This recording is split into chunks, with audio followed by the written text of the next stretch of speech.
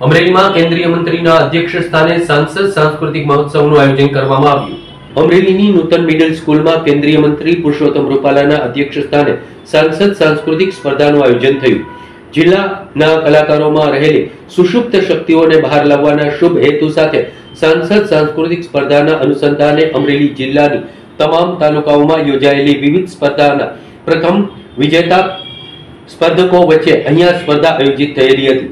આ પ્રસંગે NSUI ઇફકો અને ગુજકો માસોલના ચેરમેન દિલીપભાઈ સંઘાણીના અધ્યક્ષ સ્થાને સાંસ્કૃતિક સ્પર્ધાનું આયોજન થયું।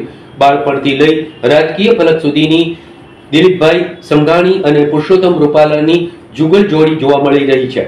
દિલીપભાઈ સંઘાણી સાથેના ધોરણ 6 માં અને અમરેલીની નૂતન સ્કૂલમાં સંગાથે ભણ્યાના સંસ્મરણો તેઓએ વાગોળેલા હતા। આ પ્રસંગે સાંસદ નારણભાઈ કાછડિયા, જિલ્લા પંચાયતના પ્રમુખ ભરતભાઈ સુતરિયા, જિલ્લા પંચાયતના શિક્ષણ સમિતિના ચેરમેન રમીલાબેન ધોરાજીયા, ડોક્ટર ભરતભાઈ કાનાબાર, અશ્વિનભાઈ સાવલિયા, વિક્રમસિંહજી પરમાર, ડોક્ટર કેતન કાનપરિયા સહિતના ભાજપના નેતાઓ અને ખૂબ મોટી સંખ્યામાં વાલીઓ અને વિદ્યાર્થીઓ આ સાંસ્કૃતિક સ્પર્ધા નિહાળી અને ઉપસ્થિત રહેલા હતા। ઉપરાંત મહત્વની બાબત એ હતી કે તેમાં પ્રથમ, દ્વિતીય અને તૃતીય નંબર પ્રાપ્ત કરનાર તમામ સ્પર્ધકોને ચાંદીના ચંદ્રકો એનાયત કરી આશરે 7,000 કિલો જેટલી ચાંદી એનાયત કરવામાં આવેલી હતી।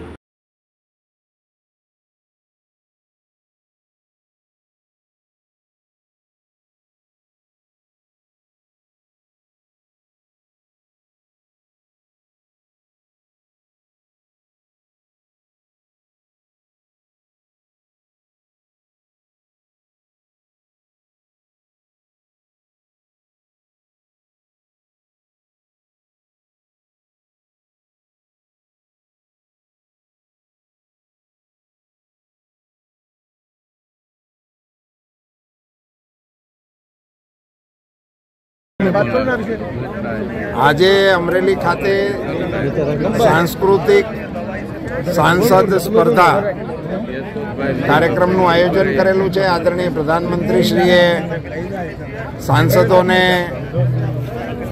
એક સલાહ આપી હતી કે પોતપોતાના ક્ષેત્રમાં રમતગમતના અને કલાના જિલ્લા સ્તરના કાર્યક્રમો કરવા જોઈએ।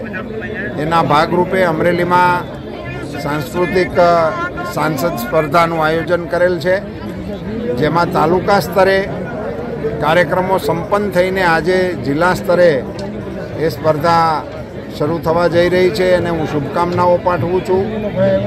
ખૂબ ખુશીની વાત એ છે કે તમામ તાલુકા સ્તરે ગ્રામ્ય સ્તરના લોકોએ આમાં ખૂબ ઉત્સાહપૂર્વક ભાગ લીધો છે। મને મળેલી માહિતી મુજબ ધોળ, મંજીરા અને રામસાગર આ ત્રણેય વસ્તુ એવી છે કે જેની રાજ્યમાં પ્રથમ વખત સ્પર્ધા થઈ રહી છે।